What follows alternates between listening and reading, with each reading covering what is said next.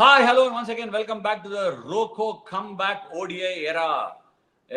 பயங்கரமா ஆமாடா எல்லாருமே வந்து ஆஸ்திரேலியாவோட ஈஸியா ஆச்சுலாம். ஆஸ்திரேலியா சைட்ல பெருசா ஒன்றும் பல்லு இல்ல, பேட் கமெண்ட்ஸ் இல்ல, அவன் இல்ல இவன் இல்ல. நாங்க பார்த்தா வந்து ஒரு பதம் பார்த்துட்டு போயிட்டாங்க. பிடா, your thoughts on this India Australia series, என்ன நினைக்கிற இந்தியா ஆஸ்திரேலியா பத்தி? இந்த பர்டிகுலர் சீரீஸ்ல இந்தியா கம்பேக் பண்ணி அடுத்த 2 மேட்ச் ஜெயிப்பாங்க தான் நான் நம்புறேன். இன்னைக்கு கண்டிஷன்ஸ் ரொம்ப அன்பார்ச்சுனேட்லி இந்தியாவுக்கு சாதகமா இல்ல. டாஸ் வேற குரூஷலா தோத்துட்டாங்க. What are your thoughts? 3 match இதுக்கு முன்னாடி நடந்திருக்கு. ப்ரிவியூ பண்ணும்போது அன்ஃபார்ச்சுனேட்லி என்னால் வர முடியல. இந்த win factor 70% 10 overs of your batting. 3 match நடந்திருக்கு உங்களுக்கு. 3 மேட்ச்லையும் மேன் ஆஃப் த மேட்ச் யார் தெரியுமா? அந்த ஃபர்ஸ்ட் மேட்ச் ஆப்டர் ஸ்டேடியத்தில் ஆனது நாங்கள் தான். South Africa versus Australia. அப்போ அந்த டீமோட அந்த டேல் ஸ்டெயின் 2 for 16.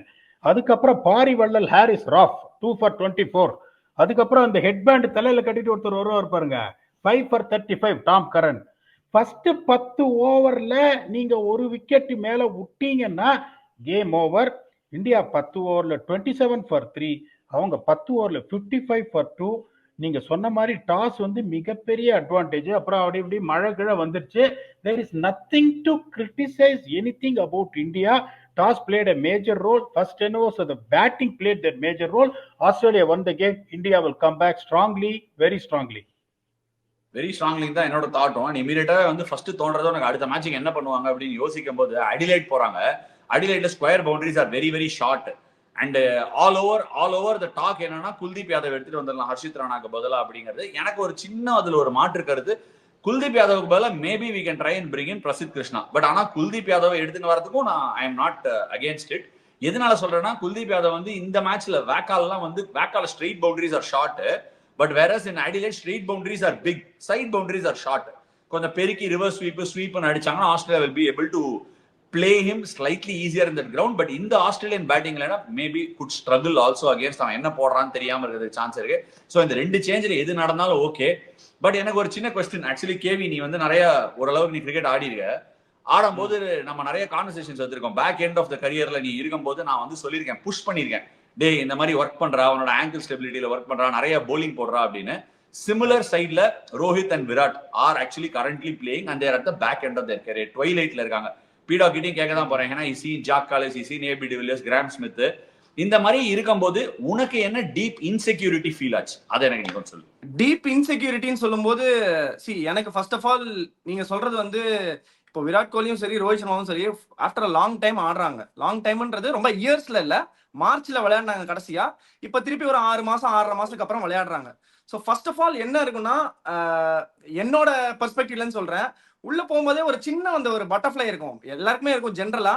அதை தவிர நம்ம ஸ்கில் மேல இன்னும் கொஞ்சம் ஒரு கேர் வரும். நம்ம கரெக்டா பண்ணிடணுமே, நல்லா போட்டுடணுமே, நல்லா பேட்டிங் ஆடிடணுமே அப்படின்றதே ஒரு ஹிண்ட்ரன்ஸா இருக்கிறதுக்கு நிறைய சான்ஸ் இருக்கு. பிகாஸ் நம்ம நல்லா பண்ணின எல்லா டைமுமே நம்ம எதுவுமே நம்ம திருப்பி ரிகலெக்ட் பண்ணி பார்த்தோம்னு வச்சுக்கோங்களேன். நீங்க 5 for இருக்கட்டும், ரோஹித் சர்மா 100, விராட் கோலி 100, நான் ஏதோ என்னோட லெவல்ல 5 for எடுக்கிறதோ இல்ல ஒரு நல்லா பண்ற மேட்சா இருக்கட்டும், எப்பவுமே நம்ம என்ன நடக்குது நம்மளை பத்தி நம்ம யோசிக்கவே மாட்டோம். அந்த ஃப்ளோல அப்படியே பாடி அழகா அப்படியே போயினே இருக்கும். அந்த ஃப்ளோல நம்ம போயிட்டே இருப்போம், ரிதம்ல இருப்போம்.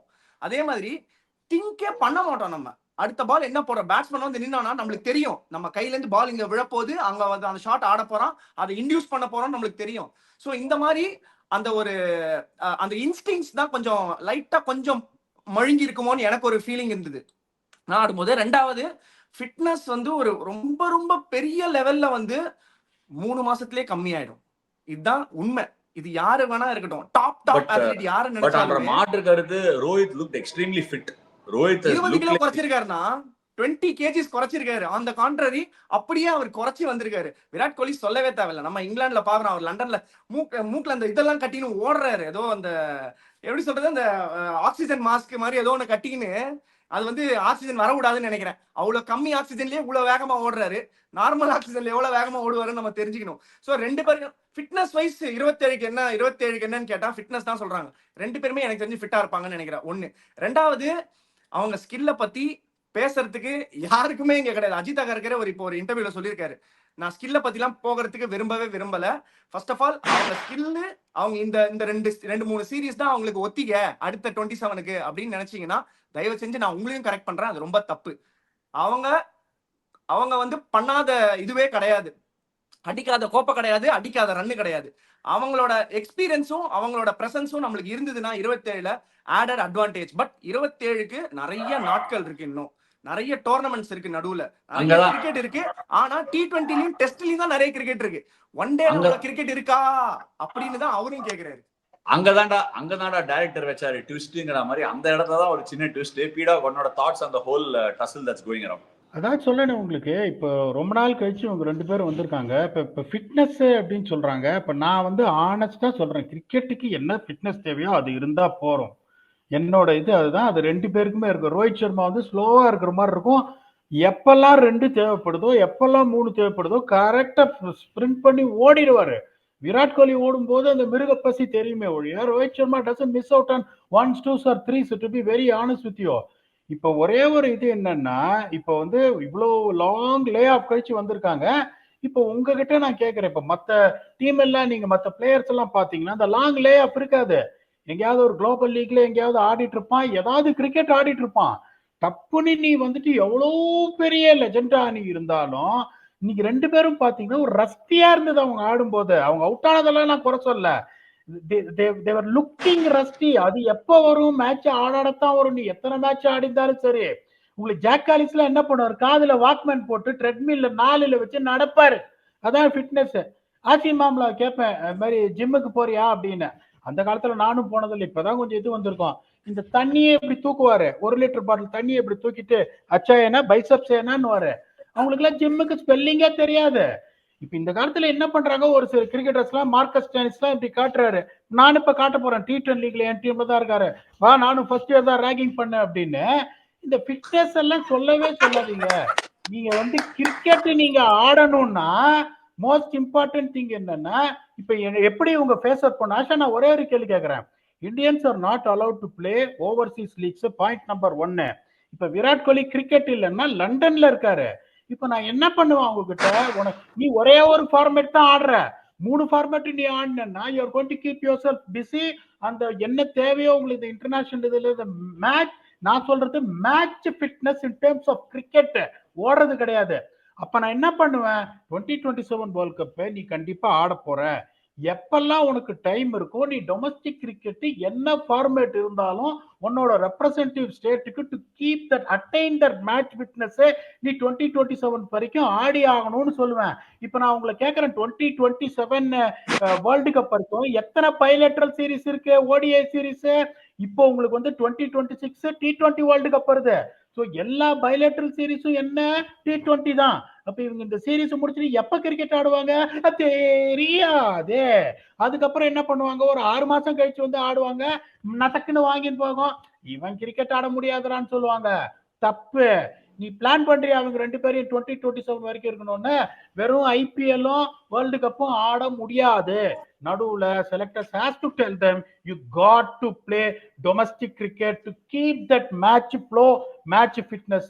ஜிம்முக்கு போறதுனால 2% தான் உங்களுக்கு கேமுக்கு உதவும், வேற எதுவும் அந்த ஜிம்மு உதவாது. என்னோட ஒப்பீனியன் அது. இது வந்து I am a fitness freak now. அதுல கடைசியில இவன் வச்சான் ட்விஸ்ட், நீ வச்ச மாதிரி even though I am a fitness freak now அப்படின்னு ஒரு ட்விஸ்ட் வச்சான். பட் இதெல்லாம் ஒரு பக்கம் இருக்கட்டும். ஆக்சுவலி அதுதான் இந்த இடத்துல ரொம்ப பெரிய டாக்கிங் பாயிண்டா இருந்தது. என்னை பொறுத்த வரைக்கும் இன்னியோட மேட்ச் ஒரு அபரேஷன் என்னன்னா, இது தினம் நடக்க போறது இல்ல. டாஸ் ரொம்ப அன்பார்ச்சுனேட், மழை பெஞ்சினே இருந்தது. And one of the most important reason, India நிறைய டூர்ஸ் போயிருக்காங்க, கிளைம் பண்ண வருவாங்க. ஆப்வியஸ்லி நிறைய நம்ம போட உடனே காமெண்ட்ஸ்ல நிறைய பேர் சொல்லுவாங்க, இத்தனை வாட்டி ஆஸ்திரேலியா டூர் போயிருக்காங்க, எல்லாருக்குமே எக்ஸ்பீரியன்ஸ் இருக்கு, ஏ டூர் எல்லாம் போயிருப்பாங்க அப்படின்னு நிறைய பேர் சொல்லுவாங்க. அதை சொல்றதுக்கெல்லாம் ஒரே ஒரு விஷயம் மட்டும் நான் இன்னைக்கு காட்டுறேன். கடைசியா இந்தியா ஆடின மேட்ச் வந்து ஒரு ஏ சீரிஸ் வந்து இந்தியா கான்பூர்ல விளையாடினாங்க ஆஸ்திரேலியாவோட நினைக்கிறேன்.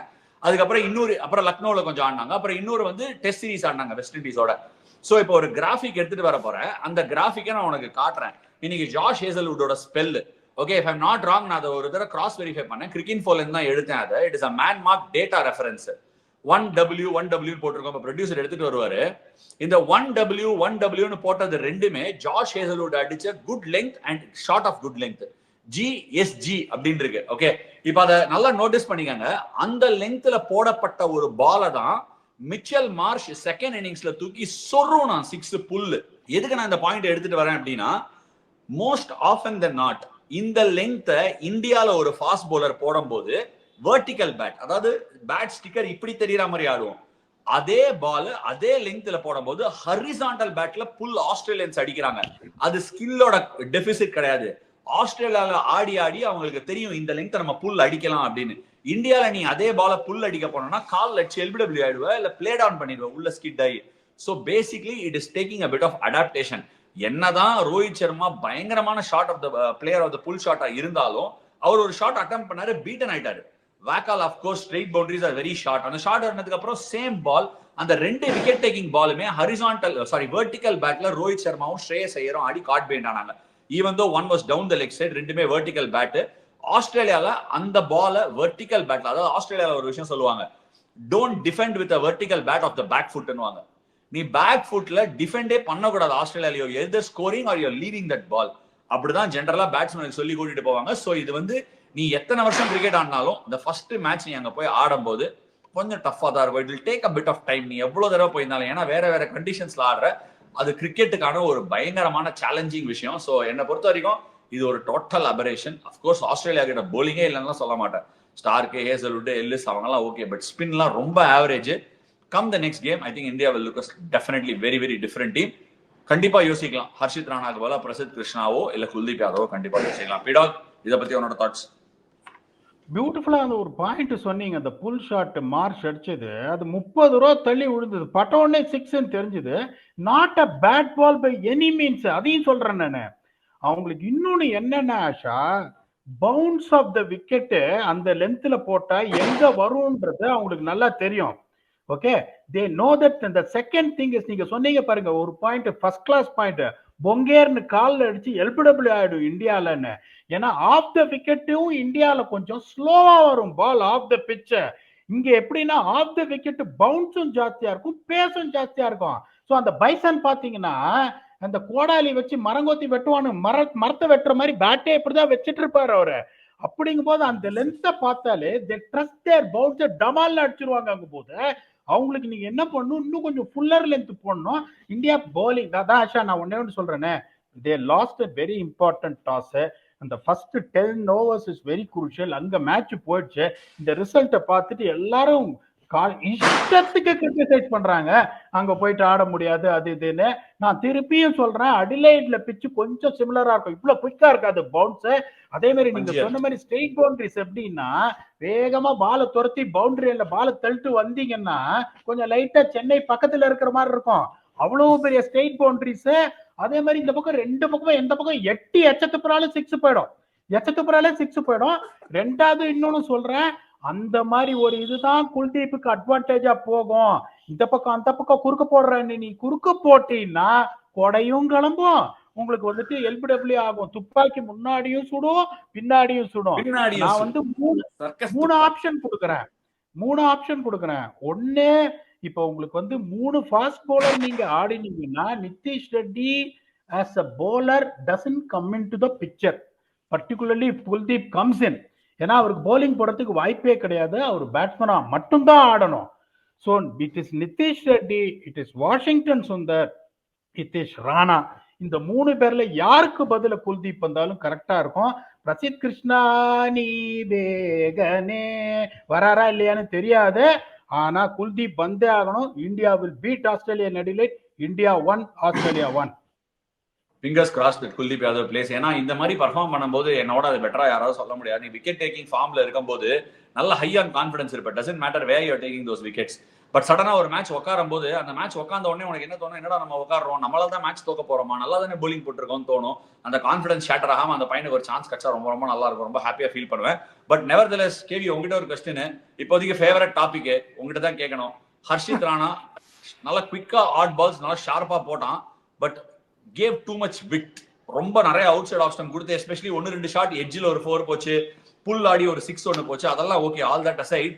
நிறைய அந்த கட்ல அடி வாங்கினான், கெட்டிங் எக்ஸைட்டட். ஈவன் பெர்த்ல கூட லாஸ்ட் டைம் சிராஜ் பும்ரா எடுத்தபோது ஹர்ஷித் ராணா கொஞ்சம் ஸ்ட்ரகிள் பண்ணான் அந்த டெஸ்ட் மேட்ச்ல. உன்னோட thoughts as a fast bowler about what Harshit Rana did? நீ ஹர்ஷித் ராணா வந்தா என்ன பெட்டரா பண்ணுவீங்க? இல்ல இந்த மேட்ச்க்கு நெக்ஸ்ட் சொல்றேன். இதுக்கு முன்னாடி பெர்த்ல தான் ஆடினாருன்னு நினைக்கிறேன், if I am not wrong. Harshit Rana test ஆடினாரு, சூப்பரா போட்டாரு. அப்ப நீங்க ஏன் சூப்பரா போட்டாரு, ஓகே நல்லா போட்டாரு, அவரோட டெபு கேமுக்கு நல்லா போட்டாரு. ஏன் சொல்றேன்னா அவரோட லென்ஸ், ஃபார் எக்ஸாம்பிள் காமெண்ட்ரியிலும் நான் கேட்டிருந்தேன், காமெண்ட்ரியிலும் கதர்ன ஒரே விஷயம் என்னன்னா, ஹர்ஷித் ராணா ஷார்ட்டா மட்டும் போடாதீங்க ப்ளீஸ் அப்படின்றாங்க. ஏன்னா அவர் ஆல்ரெடி நல்ல டாலு, அவர் பேக் ஆஃப் லென்த்ல போட்டாலே பால் இங்கதான் வருது. அண்ட் இவங்க 2 பேருமே, ஜாஷ் பிலிப் ஒன்னு புல் அடிக்க ட்ரை பண்ணாரு, எட்ஜ் புடிங்கன்னு தேர்ட் மேன் மேல போயிடுச்சு. அதுக்கப்புறம் டிசைட் பண்ணிட்டாரு இவனை புல் அடிக்க கூடாது, ஐ மீன் சாரி இவரை புல் அடிக்க கூடாது, கட்டுல இல்லனா விட்டு அந்த சீவர ஷாட் அடிக்கணும் அப்படின்னு முடிவு பண்ணிட்டாரு. ஹர்ஷித் ராணா என்ன பெட்டரா பண்ணிருக்கலாம்னு நான் நினைக்கிறேன்னா, மேட்ச் பார்த்ததுல இருந்து இன்னும் கொஞ்சம் ஒரு டச் ஃபுல்லர் போட்டுருக்கலாமோன்னு தோணுச்சு. நடுவுல ஒரு ஓவர் போட்டாரு, நல்லா போட்டாரு, ஒரு டச் ஃபுல்லரா. Slightly beg to differ. Akash தீப்போ இல்ல ஒரு சிராஜோ ஸ்லைட்லி ஃபுல்லரா போடலாம். ஹர்ஷித் ராணாவோட natural length hit the deck தான். அவன் லெங்த்ல ஃபால்ட் இல்ல, அவன் லைன்ல fault. Outside off stump. பீடாக் ஏதோ எப்படி சொல்லிட்டு இருந்தான். பீடாக் நீ என்ன சொன்ன? இல்ல ஆஷா, இந்த ஆப்டர் ஸ்டேடியத்துல தான் சீன் மூமெண்ட் கடார் முடார்னு மற்ற ஸ்டேடியத்தை கம்பேர் பண்ணும்போது ஜாஸ்தியா இருக்கும் போது, இப்போ வந்து இப்ப நீங்க சொன்னீங்க விட்டு கொடுத்துட்டாருன்னு, கரெக்ட், அதுல தப்பே கிடையாது. பிஹேவ் மேப்பை பார்த்தா தெரிஞ்சிடும் பாயிண்ட் ஆஃப் இம்பாக்ட் எங்க இருக்குன்னு. ஆனா இங்க என்னன்னா, மழை கிழ பேஞ்சதுனால ஒன்னு தெரியாமலே ஒரு சில பால் அலையுது, வேற ஒரு சில பால் ஒன்னு தெரியாம கண்ட்ரோலே இல்லாம அலையுதுங்கும் போது அப்ப என்ன பண்ணும், அப்பதான் நீங்க வந்து கிரீஸா யூஸ் பண்ண தெரியும். இந்த லாங்குவேஜ் வந்து விக்கிக்கு நிறைய புரியும். இப்ப கோடி கோடியா விக்கெட் எடுத்திருக்காரு ஃபர்ஸ்ட் கிளாஸ்ல. நீங்க இந்த மாதிரி ஒரு சிச்சுவேஷன்ல தான் you need to know the trick of using the angles. இந்த மாதிரி ஒரு குச்சில புவிக்குட்டி ஆடி இருந்ததுன்னு வச்சுக்கோங்க, வச்சு கேட்ச் பிராக்டிஸ் நதக்கு வாங்கிட்டு போயிருக்கோம். அவரை மாதிரி கிரீஸை யூஸ் பண்ற ஒரு ஆள். அவர் நிறைய பேச மாட்டாரு, ஆனா one of the most intelligent fast bowlers away. ஏங்க புவிக்குட்டினா யாருன்னு ஃபுல் பேர் சொல்லுமா? ஆடியோ மிஸ் ஆயிடுச்சு. புவனேஸ்வர் புவிக்குட்டினா யாருன்னு சொல்லணுமா? வந்து அப்படி க்ளோஸா வந்து புவிக்குட்டி இப்படி போகும், டபக்குன்னு வெளியே போகும். கொஞ்சம் மிட் கிரீஸ்ல வந்து அப்படியே பரதநாட்டியம் சலங்கை வெளி கமல் மாதிரி தகிட்ட தத்திமின்னு வந்துட்டு அப்படி உள்ள விடும், கப் டொங்கேர்னு பேட்ல அடிக்கும். அந்த ஸ்கில்ல தான் வந்துட்டு, அந்த ஸ்கில் வர்றதுக்கு கொஞ்சம் டைம் ஆகும். நானும் திருப்பியும் சொல்றேன், Rana is quick, Rana is talented, but is not proved. நான் வந்து ராணா பத்தி ஐ won't talk bad about him, but he has to prove himself to be in the side. That's the bottom line honesty. இல்லடா, இது it's a straight shoot out. எனக்கு தெரிஞ்சு வந்து நீ ரேஷனலா அதை யோசிச்சு பார்த்தனா 2027 வேர்ல்டு கப்புக்கு உனக்கு ஹிட் த டெக் bowler வேணும் சவுத் ஆப்பிரிக்காக்கு. கரெக்டா? ஆமாவா இல்லையா? சோ அப்படி வேணுங்கிற போது hit the tech bowler options என்ன உங்ககிட்ட இருக்கு? ஒன்னு Prasidh Krishna who stall and hits the deck nicely, இன்னொன்னு Harshit Rana who hits the deck nicely. There is both skill with ரெண்டு பேர்ட்டையும் ஸ்கில் இருக்கு. என்கிட்ட ஒருத்தர் ரீசெண்டா ஒருத்தர் கேள்வி கேட்டாரு. என்ன கேட்டாருன்னா, பிரசித் கிருஷ்ணா அவ்வளவு டூர் போனாரு, ஒன்னும் இது பண்ணலையே அப்படின்னாரு. நான் சொன்னேன், இப்போ ஓவல் டெஸ்ட் மேட்ச்ல இந்தியா கம்பேக் பண்ண ஸ்பெல் பிரசித் கிருஷ்ணா போட்ட ஸ்பெல் தான், லிட்டரலி அன்பிளேயபிள். ஆனா என்ன யாரும் புரிஞ்சுக்க மாட்டாங்க அப்படின்னா, அவன் வந்து சின்னசுவாமி ஸ்டேடியம்லயும் அகமதாபாத்லயும் ஆட்டு ஃபர்ஸ்ட் டைம் போய் இங்கிலாந்துல போலிங் போடுறான். இங்கிலாந்துல போலிங் போடும்போது ஸ்லோப் இருக்கும் பால். உதாரணத்துக்கு நான் ஃபர்ஸ்ட் டைம் ஸ்பின் போடும்போது இங்கிலாந்துல அந்த டியூக்ஸ் பால் ஸ்லிப் ஆகும், அந்த மண்ணுக்கு ஸ்லிப் ஆகும். சோ நீ லிட்டரலி உன் ஃபிங்கர் அப்பப்ப வெட் பண்ணி அந்த பாலை கிரிப் பண்ணணும். So there are small intricacies that these bowlers will learn. Time கொடுங்க. நிறைய bowlers இந்த பாஸ்ட் இருந்திருக்காங்க. ஜஹீர் கானே for that matter, one of India's best fast bowlers. Zaheer Khan என்ன பண்ணாரு, போய் உஸ்டர்ஷயர்ல போலிங் போட்டு அவரோட செகண்ட் ஹாஃப் ஆஃப் த கரியர்ல தான் வேற மாதிரி போலிங் போட்டாரு. So it takes time for people to learn, especially in conditions like this. So அந்த டைமை கொடுக்கணும். and I think பிரசித் கிருஷ்ணாவும் ஒரு ரீசனபிள் ஆப்ஷன் தான். பட் அடுத்த மேட்ச் குல்தீப் வந்தாலும் நான் ரொம்ப ஹாப்பியா தான் இருப்பேன். என்னடா கிவி கை தூக்கிந்தேன் இல்ல 27க்குன்னு சொன்னீங்க. நான் அந்த கமெண்ட்ஸ்ல நிறைய விஷயத்த நோட் பண்ணேன். ஒன் மோர் விஷயத்த நோட் பண்ணேன். முகமது ஷமி பத்தி நம்ம பேசலன்றத நிறைய பேர் கொஞ்சம் வருத்தம் போன வீடியோல. முகமது ஷமி பத்தி கண்டிப்பா நம்ம பேசியிருக்கணும். ஏன்னா நானும் மிஸ் பண்ணிட்டேன், நீங்களும் நம்ம பேசும்போது நம்ம மிஸ் பண்ணிட்டோம்னு வச்சுக்கோங்களேன். முகமது ஷமி வந்து கலக்கியிருக்காரு. இப்போ ரஞ்சி டிராஃபி ஆடிருக்காரு, 7-4 வின் பண்ணிட்டாங்க கொல்கட்டா. சோ முகமது ஷமியை பத்தி ஏன் யாருமே பேசல? ஒண்ணு. ரெண்டாவது, அதே இந்த இன்டர்வியூல கேட்கும் போது அஜித் அகர்கர் கிட்ட கேட்டாங்க, இந்த மாதிரி முகமது ஷமியை ஏன் நீங்க கன்சிடரே பண்ணல அப்படின்னு கேட்டாங்க. அவர் வந்து ஸ்டில் இந்த இன்ஜுரி, அவர் இன்னும் கம்பேக் பண்ணல அப்படின்னு சொல்றாரு. எனக்கு கிளியரா இருந்தது அவர் சொன்ன பதில். ஐ திங்க் இருக்கிறவங்களுக்கு புரியலன்னு நான் நினைக்கிறேன். நான் ஒரு வாட்டி திருப்பி சொல்றேன். அதாவது புரியாம பேசி அகைன், இதுதான் எனக்கு மிஸ் இன்ஃபார்ம்டா, அதாவது வந்து புவர் இன்ஃபர்மேஷன் குவாலிட்டினால நீங்க விஷயத்தை தப்பா பேசக்கூடாது. Ajit Agarkar was clear. அதாவது return to play, I keep repeating it, return to பிளேங்கிறதுக்கு ஒரு ப்ராப்பர் எஸ்ஓபி இருக்கு பிசிசிஐ பொறுத்த வரைக்கும். நீ இன்ஜுரி ஆகி டீமை விட்டு வெளியே போயிட்டனா, நீ என்சிஏல இருந்து ட்ரைனிங் பண்ணிட்டு you have to return to fitness. இப்ப இஷான் கிஷனுக்கு என்ன நடந்தது? இஷான் கிஷன் இன்ஜுரி ஆனா he went back, then he went and played. இப்ப first class match ஆடிட்டு இருக்கான். I'm not sure Ishan Kishan கான்ட்ராக்ட்ல இருக்கானா இல்லையான்னு. Same thing will happen to Rishabh Pant. He's going to go and play Ranji Trophy cricket. அதே தான் ஷமிக்கு நடந்திருக்கு. I think in terms of communication, Ajit was very clear. அவர் இன்னொரு பியூட்டிஃபுல்லா அஜித் ஒன்று சொன்னாரு, அதை யார் கவனிச்சான்னு தெரியல. ஷமி வந்து செமையா கான்ட்ரிபியூட் பண்ணிருக்கான் இந்தியன் கிரிக்கெட்டுக்கு. அவன் ஒரு விஷயம் சொன்னான்னா அதை நான் கண்டிப்பா காது கொடுத்து கேட்கணும். நான் போன் எடுத்து அவனுக்கு பேசுறேன் இங்க இருந்து போன உடனே. இதுக்கு மேல எப்படி அவர் பதில் ஒரு சேர்மன் ஆஃப் செலக்டர்ஸ் நல்லா கொடுக்க முடியும்? கரெக்ட்டா சொன்னாரு. சோ இந்த SOP-ல ரஞ்சி டிராஃபி கேம்ஸ் ரெண்டாவது நம்பர் ஆஃப் கேம்ஸ் ஆடிட்டு தான் வரணுமா? அண்ட் ரெண்டாவது, நீ ஷமி தரப்புல இருந்து பாரு, அதாவது ஒரு சிச்சுவேஷனை நம்ம அணுகிற விதமே தப்பா இருக்கு. ஒன்னு ரைட் இல்ல ராங்னு பாக்குறோம். ரெண்டு ரைட் இருக்கு. ஒன்னு உன்னோட ரைட், இன்னொன்னு என்னோட ரைட். இதுல ரெண்டு பேர் இருக்காங்க, முகமது ஷமி அண்ட் அஜித் அகா இருக்காரு. முகமது ஷமி என்ன பண்ணாரு, விக்கெட் எடுத்துட்டு பிரஸ் கான்ஃபரன்ஸ் கொடுத்தாரு. அவனோட right, this is my way of showing, அவன் ரைட் காட்டுறான். அஜித் அகா இருக்காரு என்ன சொல்றாரு, there are certain rules to be followed. நான் சொல்லிருக்கேன் அவன் மேட்ச் விளையாடணும், ஃபிட்னஸ் இருந்துச்சுன்னா நான் அவனை விளையாட வைக்க போறேன். ஒரு செலக்டரோட வேலை என்ன? ஒரு செலக்டரோட வேலை வெறுமன பர்ஃபார்மன்ஸ் மட்டும் இல்லாம வெறும் விக்கெட்ஸ் மட்டும், இப்ப விக்கெட்ஸை மட்டும் பார்த்து செலக்ட் பண்ணணும்னா டேட்டா என்ட்ரி அனலிஸ்டே செலக்ட் பண்ணிட்டு போயிடலாமே டீமை. செலக்டரோட வேலை என்ன? கிரிக்கெட் தெரிஞ்சு அந்த நுவான்சஸை பார்த்து எடுக்கிறது தானே அவங்க வேலை. இன்ஃபேக்ட் வந்து நீ உதாரணத்துக்கு இன்னைக்கு India one of the greatest allrounders Ravindra Jadeja. Ravindra Jadeja first எடுத்த போது என்ன பேசியிருந்தாங்க எல்லாரும்? Of course thank goodness social media அந்த அளவுக்கு இல்ல அந்த டைம்ல ஒரு பிளேயர் அஃபெக்ட் பண்ற அளவுக்கு. பட் இதே தானே. பட் இன்னைக்கு ரவீந்திர ஜடேஜா பேர் யாரும் பேச முடியுமா? ஏதோ ஒரு ஸ்கில்ல பார்த்து யாரோ ஒருத்தர் பேக் பண்ணி எடுக்கறாங்க. சிராஜ் என்னெல்லாம் சொல்லியிருந்தாங்க ஆஃப்டர் இல்ல என்ன வேணா யார் வேணா பண்ணிருக்காரு டெஸ்ட்ல. சொல்றேன் ஒயிட் பால் வேற, பட் ஸ்டில் சொல்றேன். பீடாவும் கை தூக்குனா சாரி, நான் அதை கொஞ்சம் எப்படி எடுத்துட்டு போயிட்டேன். பீடா உன்னோட தாட்டம், சாரிடா.